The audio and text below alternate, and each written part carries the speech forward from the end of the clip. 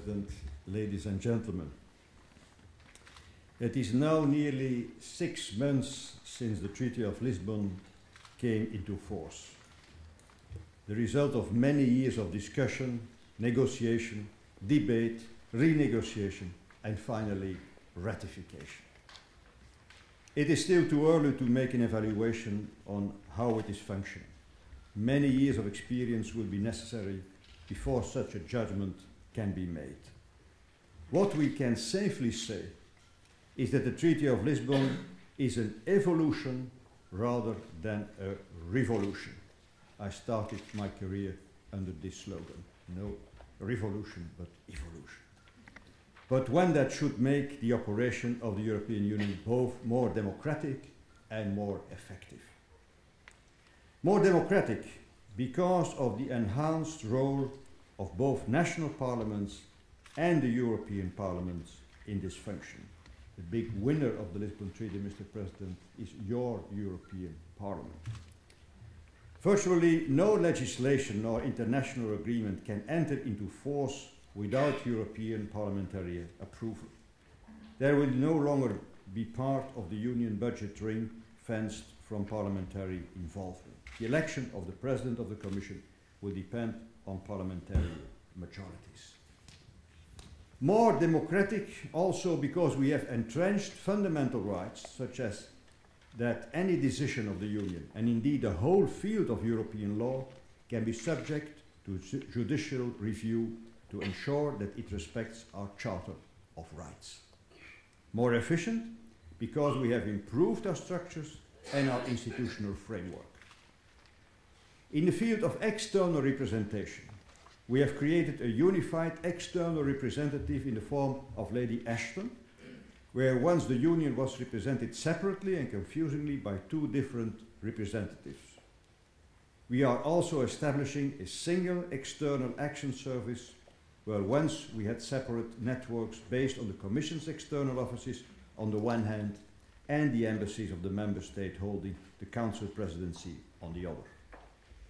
The European Council has been reorganized and charged with defining the general political directions and priorities of the Union. In order to perform this strategic function better, the foreign ministers normally no longer participate in its meetings, meaning that there is a more collegial atmosphere as well as a more manageable size. They are not happy, I can assure you. The biggest change affecting the European Council, however, is the change in the role of its president. There are 3 small changes which cumulatively have the potential to make a significant difference. First, continuity. Previously, there was a new president every 2nd or 3rd meeting, given the incumbent little time to develop relationship either internally within the Union or externally. Now the 2.5-year mandate, renewable once, allows the incumbent the possibility of thinking and planning on a longer term basis. They call it a permanent president. It is only for 2.5 years. That's the definition of permanent. Choice.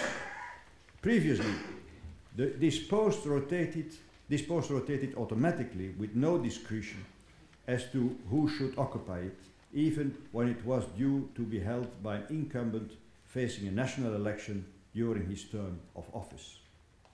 Now the heads of state and government are allowed to choose the persona they want to chair their meetings and to represent them externally.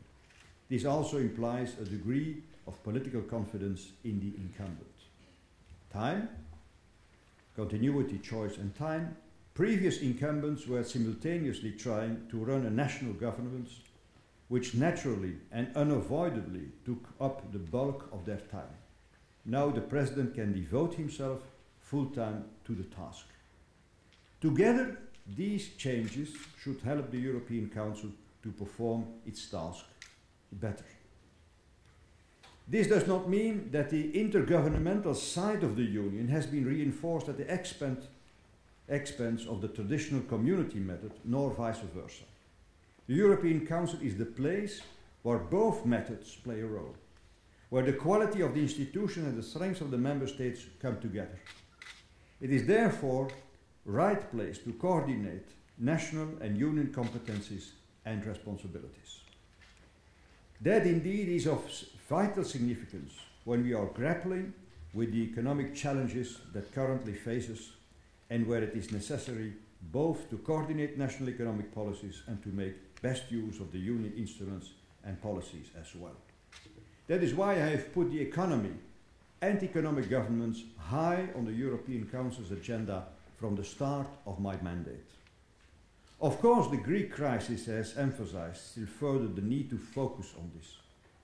Heads of state and of government and the President of the Commission have spoken about it in February and in March and will so again in June. This can only be a collective effort.